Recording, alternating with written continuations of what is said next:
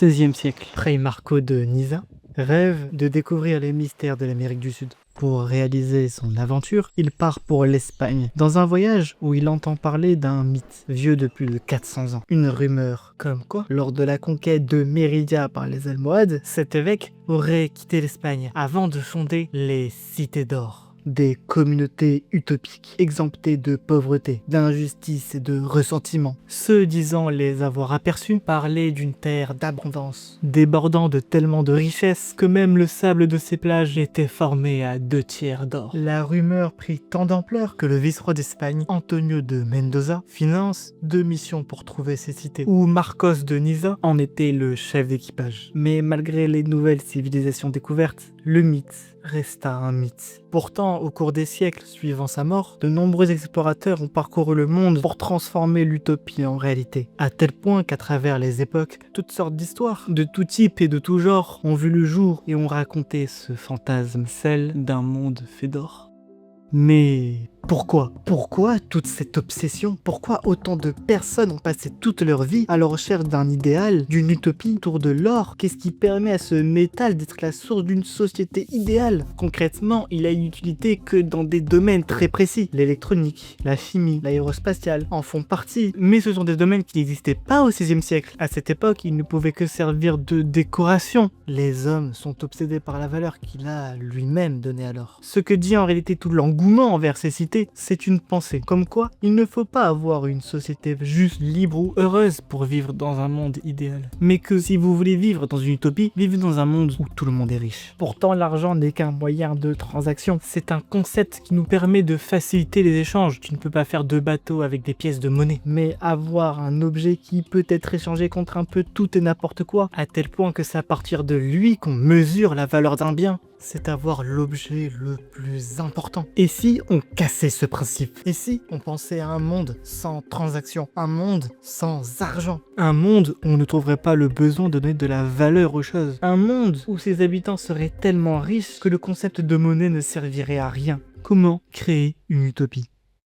Mais avant de donner une hypothèse ou je ne sais quoi pour en créer une, il serait bien de regarder l'histoire pour à la fois comprendre notre sujet et ne pas faire les mêmes erreurs que nos prédécesseurs. Comment l'argent est-il devenu aussi important? C'est un concept qui nous suit depuis bien avant les toutes premières civilisations. Indissociable des échanges sociaux et rituels, des proto-monnaies comme les jetons d'échange étaient utilisés pour épargner, troquer, compter, il y a plus de 4000 ans avant notre ère. En Égypte antique, les pharaons faisaient usage de la poudre d'or et du cuivre. Les scribes contrôlaient les finances et jouaient un rôle administratif en comptabilisant les dons, tributs et impôts qui rentrent sous la forme de biens. La Mésopotamie utilisait l'argent en métal. La Chine au 9e siècle invente les billets de banque. L'évolution d'une monnaie dépend énormément des usages et des besoins sur place. Elle change en fonction de là où l'on se situe. Mais c'est vers la fin du 19e siècle que naît le premier système monétaire mondial. La plupart des grandes puissances adoptent l'étalon d'or, ce qui permet aux monnaies d'être convertibles entre elles et facilite le commerce international. Mais au XXe siècle, il y eut deux guerres qui détruisa l'économie mondiale, qui devait être relancée. Mais chaque pays possédait sa propre monnaie. Sous l'étalon d'or, la quantité de monnaie en circulation est très limitée. Et dû à sa forte concentration aux États-Unis, les différents pays ont subi les guerres mondiales étaient en manque de stock. Et l'avoir comme seul moyen de conversion empêchait à ces nations endettées de correctement relancer leur économie. C'est pourquoi, par la position des États-Unis à cette époque, que depuis 1944, avec les accords de Bretton Woods, le dollar américain devient la principale monnaie de référence mondiale. Les monnaies évoluent en fonction de leur temps. Des crises du monde, c'est un outil fait pour répondre à des besoins. Et un besoin peut être résolu de plusieurs manières. Et des gens qui diabolisaient l'argent et l'État se sont donné comme objectif de créer une idéologie, les rejetant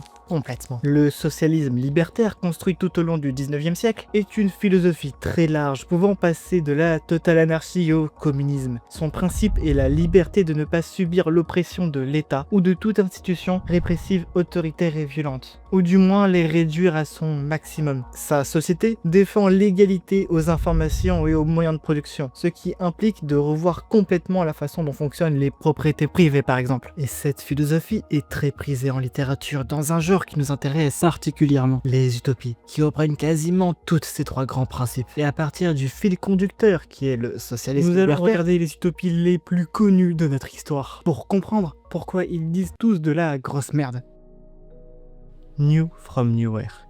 Ne remerciez pas mon accent, est un isekai européen, soit un roman de science-fiction, sorti en 1890, racontant l'histoire de William Guest qui, après s'être endormi dans une réunion de la Ligue socialiste, un parti politique britannique du 19e rassemblant les tendances socialistes libertaires et communistes, se réveille dans une société future, fondée sur la propriété collective et le contrôle démocratique des moyens de production. En résumé, parce que c'est quand même un livre de 186 pages, dans la société de William Morris, il n'y a pas de propriété privée, de grandes villes, d'autorité, de système monétaire, de mariage, de divorce, de tribunaux, de prison, de classe sociale. La société fonctionne simplement parce que les individus trouvent du plaisir dans la nature et par conséquent dans leur travail. On est ici dans une sorte d'anarchie socialiste qui révèle plus du fantasme qu'autre chose. Il croit utopique, la loi de la jungle. Personne ne possède d'usine de grande entreprise et ne peut vivre des profits générés par les autres. Les habitants travaillent parce qu'ils aiment leur métier. Ils veulent être utiles et sont fiers de fabriquer de belles choses. Le travail est considéré comme une activité créative et agréable. L'argent, quant à lui, a complètement disparu. Pas de salaire, de prix, de banque, de commerce comme on les connaît. Les grandes villes n'existent plus. On n'a que de petits villages et communautés. Le gouvernement, presque absent. Il n'y a pas d'état puissant, peu de lois et de bureaucratie. Les communautés locales prennent d'elles-mêmes leurs décisions, autant en loi qu'en éducation. Qui dite libre, l'école n'est plus obligatoire, ni enseignée en classe. Les enfants apprennent en observant et en s'initiant directement au métier qui les intéresse. Ce qui détruit l'égalité d'accès au savoir. Comment faire si l'on ne connaît personne ayant le métier que l'on veut, ou si l'on souhaite résoudre un besoin qui n'a pas été encore résolu par un métier? Comment obtenir les différentes connaissances nécessaires pour pouvoir le réaliser si on n'a pas d'institut général? William Morris souhaite rendre la société le plus libre possible, d'une manière qui ne la rend en réalité pas plus libre qu'on connaît de nos jours, en gardant l'État. L'auteur pense que dans sa société, le travail n'est plus une contrainte économique. Comme les besoins essentiels sont satisfaits, les gens choisissent principalement des activités qu'ils aiment. Oui, parce qu'ici, la nourriture, comme tout le reste, tombe du ciel. L'auteur souhaite créer un monde libéré des contraintes du travail et de la société que l'on connaît. Mais en faisant cela, il nous condamne, car cela fait qu'on a trop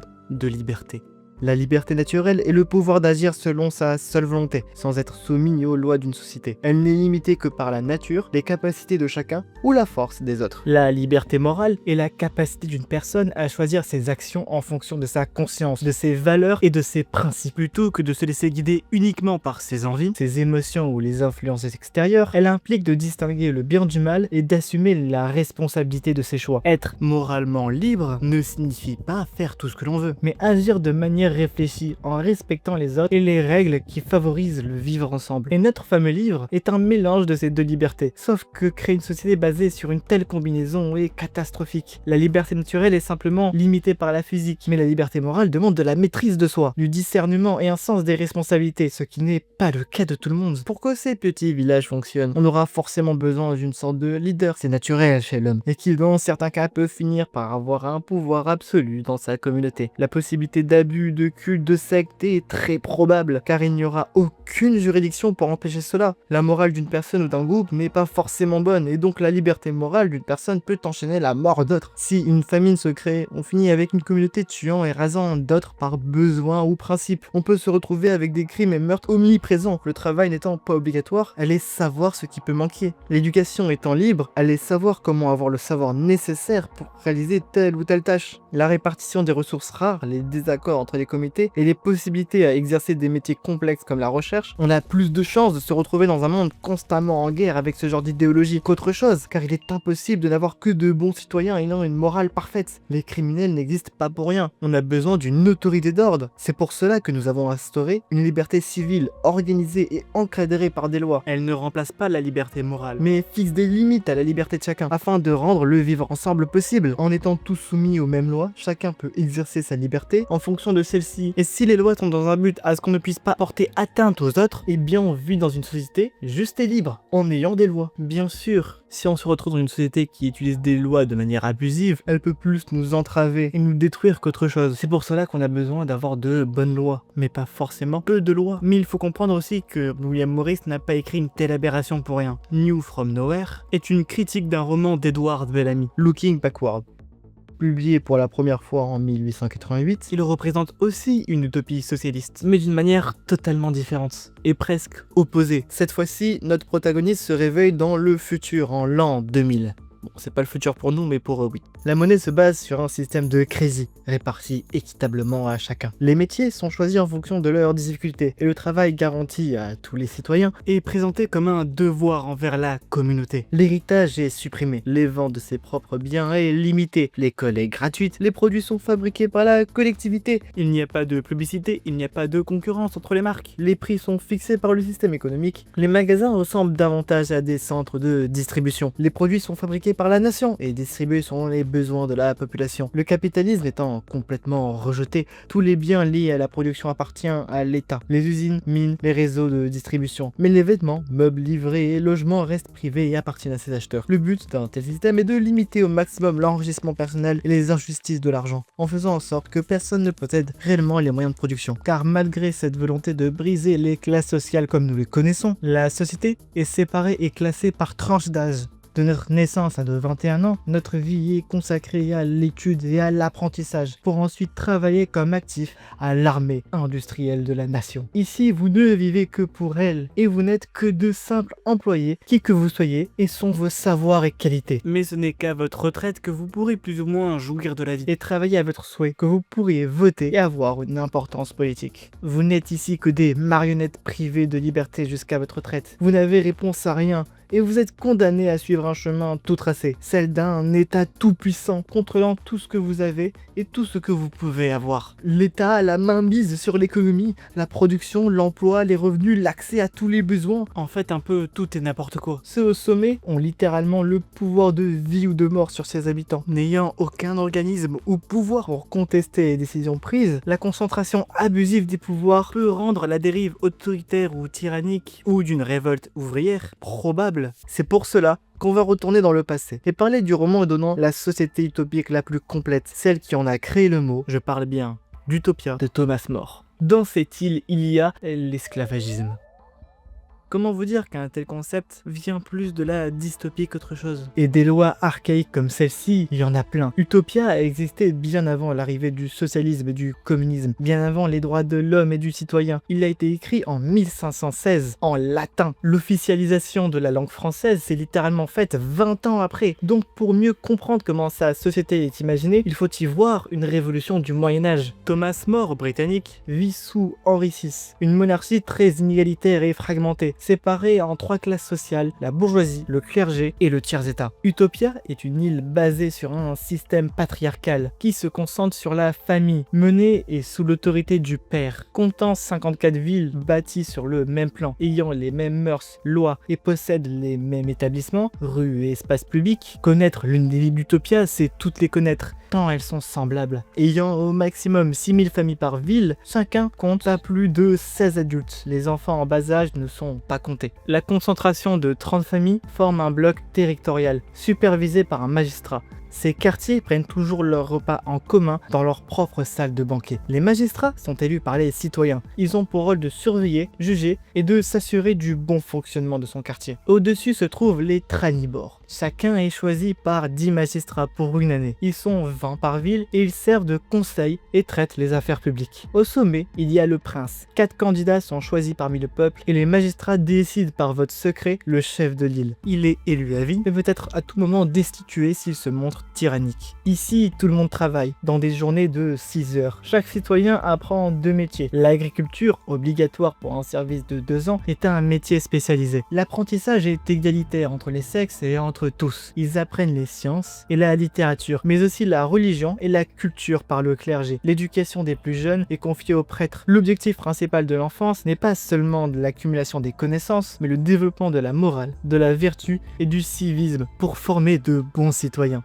Ceux montrant de grandes capacités deviennent des lettrés. Ils ont le droit de se consacrer entièrement à la recherche, aux sciences et à l'étude des langues. Ils sont dispensés de travaux manuels. Et c'est parmi eux que sont choisis les ambassadeurs, les prêtres, les magistrats et le prince lui-même. Les magistrats, ayant pour rôle du juge et du policier, les avocats, détectives ou autres, n'existent pas. Il y a peu de lois. Tout provient des choix de celui-ci, ce qui est très dangereux pour le bon déroulement d'un quartier. En plus, si on prend en compte la sévérité des sanctions d'Utopia, pour montrer l'exemple, la peine de mort, la prison, l'esclavagisme est facilement donnée. Les magistrats ont trop de pouvoir. Et c'est une chose que ces utopies ne comprennent pas, c'est qu'avoir beaucoup de lois ne réduit pas forcément la liberté des personnes et ne permet pas de mieux nous épanouir. Certes, cela augmente la difficulté à comprendre les droits et la justice par les habitants, rend l'existence de spécialistes profitant et vivant à partir de la manipulation de ces lois nécessaires, mais cela permet de garder un système stable et préventif à toute situation où une seule personne ou un petit comité ne peut pas choisir comme elles veulent les sentences des criminels. C'est la manière dont est pensé le système de la société qui définit en grande partie la liberté de ses habitants. Et ces utopies sont en réalité toutes des prisons à ciel ouvert. Et Utopia est de loin le pire de tous. Dans cette île, on a carrément une vie où tout est réglementé, où la liberté n'existe plus et où toute déviance est lourdement sanctionnée. La loi en elle-même est basée sur la surveillance constante de toutes nos activités. Les maisons sont ouvertes, on mange comme on travaille en communauté. La vie privée n'existe pas. Pour correctement vivre à l'intérieur de cette société, on doit être exactement comme on dit de l'être, avoir malgré la liberté de culte qu'on nous donne, nous appliquer parfaitement aux mœurs, cultures et religions de notre communauté. Utopia nous condamne à vivre exactement comme le système le souhaite. Vivant dans une société basée sur la collectivité, notre succès ne peut venir que de l'approbation de nos supérieurs, et de si elle est en accord avec la culture de notre pays, et non de nos propres avancées personnelles. Et même en général, n'est-il pas injuste de voir un spécialiste avec une vingtaine d'années d'expérience avoir le même salaire qu'un débutant qui commence à peine la vie? N'est-ce pas frustrant de ne pas pouvoir développer son rêve parce que la société est construite de manière à ne pas nous permettre de lever les fonds nécessaires à sa réalisation? Comment pourrait-on mettre en place l'idée révolutionnaire d'une personne dans un monde où sortir un peu de ce chemin tout tracé peut nous mettre derrière les barreaux? Et si on arrive à le dévier sans trop de problèmes, il n'y a aucune récompense à réaliser quelconque révolution. Est-ce juste de vivre dans un monde qui ne récompense pas les efforts? Ces sociétés ont aussi un énorme problème, c'est qu'ils sont égalitaires et non équitables. Ce sont deux choses complètement différentes. Une personne en chaise roulante n'a pas les mêmes besoins qu'un manchot ou qu'un myope. Si dans Looking Backward, par exemple, une personne par sa maladie et son handicap a besoin de plus d'argent que les autres pour vivre convenablement, est-ce normal qu'ils aient le même nombre de crédits à la fin du mois? D'après le ministère de la Santé, en 2022, en France, 28% de la population de plus de 15 ans ont rapporté avoir une limitation fonctionnelle sévère et 9% d'entre eux déclarent souffrir de restrictions importantes liées à leur santé. L'handicap n'est pas quelque chose qui touche une personne sur 1000, c'est quelque chose d'assez commun en réalité. Il ne nous faut pas un monde égalitaire, mais un monde juste. Dans sa théorie de la justice, John Rawls popularise l'affirmation selon laquelle l'égalité ne suffit pas. Il défend l'idée de la justice comme équité, et non sur une unique égalité. L'équité consiste à combattre parmi les inégalités, celles qui handicapent les plus défavorisés. Une société juste n'est pas une société égalitaire, c'est une société équitable. Il existe un principe de différence.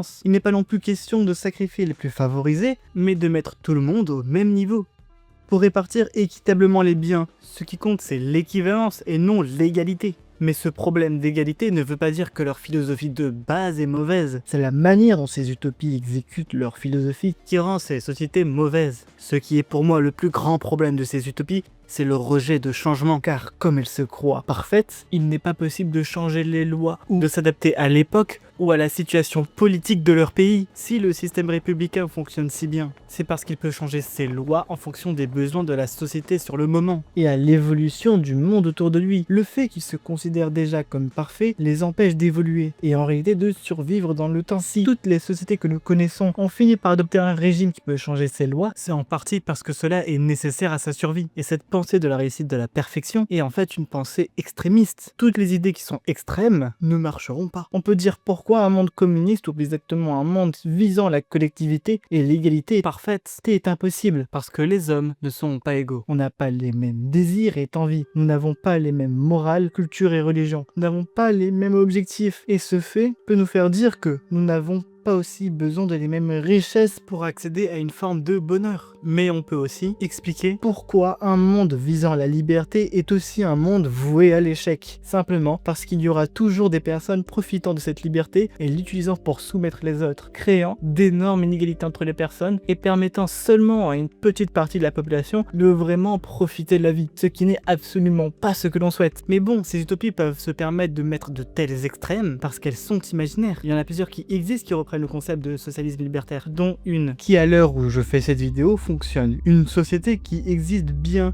et qui se rapproche énormément de ces idéologies utopiques.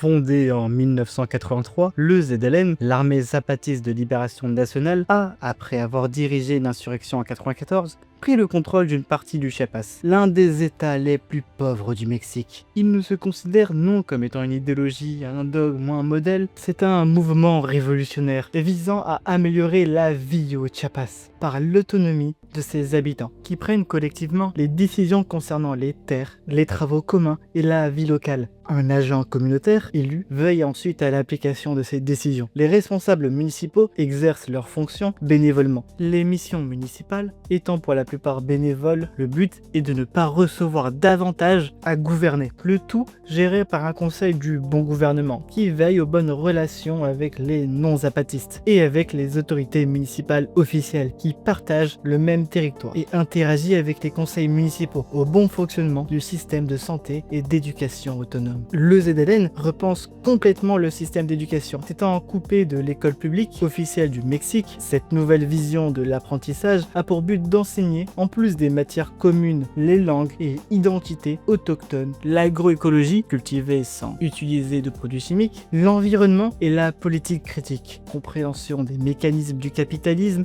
de la mondialisation, des droits des femmes et apprentissage de l'autogouvernance. Les enseignants ne sont pas fonctionnaires de l'État. Ce sont de jeunes hommes et femmes issus des communautés zapatistes, choisis et désignés par des assemblées villageoises. Pour leur engagement, ce rôle n'est aussi pas rémunéré, car il est considéré comme un service à la communauté, mais tout de même, leurs besoins matériels est pris en charge. Les besoins scolaires sont décidés par les parents et les autorités des villages. Même si émergeant par une lutte militaire et armée, le mouvement zapatiste prône la liberté et la non-violence, en ayant pour principe central le mandat obedeciendo, commander en obéissant. Le but étant que les dirigeants ne décident pas de l'avenir du peuple, mais appliquent et obéissent leur volonté, d'où ce principe d'autonomie permettant au peuple et à la collectivité d'être maîtres et responsables d'eux-mêmes en se basant sur cette maxime fondamentale. Obéir et non commander, représenter et non supplanter, servir et non se servir, convaincre et non vaincre, construire et non détruire, travailler d'en bas et ne pas chercher à s'élever, et proposer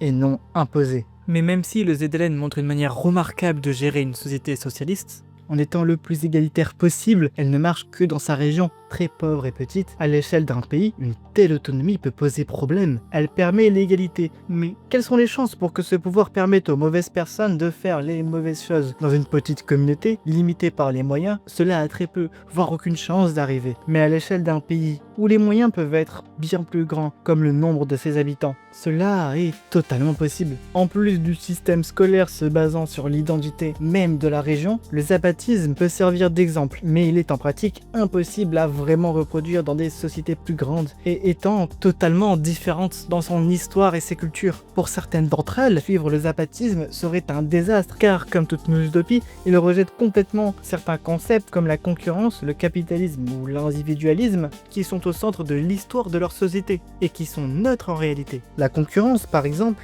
peut à première vue qu'amener que l'inégalité, et pourtant, elle a des effets bénéfiques. Il peut pousser les entreprises à innover, baisser les prix et améliorer la qualité de leurs produits pour vaincre la concurrence. Avoir des adversaires contre qui on combat peut nous permettre d'aller plus loin que l'on ne pourrait jamais aller. Mais il peut aussi créer une pression sur les salaires, engendrer de lourdes inégalités, pousser les vainqueurs à l'égoïsme et les vaincus à la dépression. Tout est une question de comment on utilise la compétition. Ça peut être à la fois bon comme mauvais. Et l'argent, c'est pareil en réalité. On pourrait dire sans cesse que c'est quelque chose de maléfique, que tous les problèmes de la société sont à cause de ces billets verts, et que pour avoir une utopie, il faudrait la faire disparaître. Mais est-ce que c'est vraiment une bonne idée? N'est-il pas mieux d'en récupérer que le meilleur? L'argent en lui-même n'est pas mauvais. Ce qui est mal est la manière dont il est utilisé. Il peut autant servir à tuer qu'à sauver des vies. Tout comme le capitalisme, vivre dans un monde non complètement centré sur l'État, mais aussi privé, permet d'avoir de la compétition, avoir plusieurs possibilités et créer soi-même ces possibilités. De ne pas être obligé de suivre bêtement la voie qu'on nous a toute tracée, mais créer notre propre chemin, tout en étant bénéfique à la société. Et peut-être que le monde tel que nous le connaissons ne serait pas aussi créatif et avancé qu'aujourd'hui, sans cela, mais bien plus condamné à écouter une censure qui briserait toutes ces choses. Être libre, notre société a besoin de cela pour évoluer, car même si certains vont utiliser cette liberté et inégalité pour changer la face du monde en mal, d'autres le feront pour le changer en bien. C'est pour cela que nous avons besoin d'un pouvoir exécutif fort, juste et cadré, permettant de ne garder que le bien. Le système républicain que l'on connaît en France s'en rapproche beaucoup, même si ce n'est pas vraiment le cas dans l'exécution, dans sa philosophie. Il semble se rapprocher de la solution qui a toujours semblé être un entre-deux. Mais déjà qu'on ne sait pas quelle proportion on a besoin d'avoir pour avoir le bon entre-deux, rien ne nous dit que c'est la solution. Peut-être que pour créer une utopie, on a besoin de quelque chose qui n'a rien à voir avec les deux parties. En plus du fait qu'une société dépend des cultures, des histoires et des croyances de ses habitants. Pour créer une utopie, il ne suffit pas de simplement donner une base parfaite, il faut lui donner une histoire et une base qui correspond à cette histoire, car la manière dont fonctionne une société dépend de lui. Le fait de trouver une base parfaite, ce qui définit la pensée, la philosophie et le régime de notre société, est impossible en soi. Mais ça ne veut pas dire qu'on ne peut pas s'y approcher. C'est pour ça que je trouve un peu malheureux le fait qu'il n'y ait plus de sérieuses utopies créées de nos jours. Même si elles ont d'innombrables problèmes, c'est peut-être grâce à toutes ces pseudo-utopies que nous sommes arrivés à vivre aujourd'hui dans un tel monde. Si elles ont pu influencer les bonnes personnes et que ces personnes arrivent à prendre le pour et le contre et créer quelque chose de réel, eh bien, elles auraient un peu réalisé leur but. C'est une sorte d'influence pour créer des choses plus concrètes. Avons-nous simplement perdu toute motivation? Les différents régimes totalitaires de ces derniers siècles ont montré que des projets permettant de créer une société utopique comme ceux qu'on a vus pouvaient conduire à la dictature. C'est pour cela que réaliser cette vidéo m'a donné envie de relever le défi, celui de penser à un autre genre de société. Bien sûr, il aura sûrement, comme ces pseudo-utopies, des problèmes qui en feront une catastrophe. Voyez plutôt cette future utopie qui sera mes futures vidéos comme un essai d'espoir qui sortira dans un petit moment. Je suis seul à la production de mes vidéos et l'animation ça prend du temps et étonnamment l'écriture aussi. Mais on a quand même vu grâce à celle-ci ce qu'il ne faut pas faire. On a vu le comment. Il ne nous reste plus donc qu'à le créer.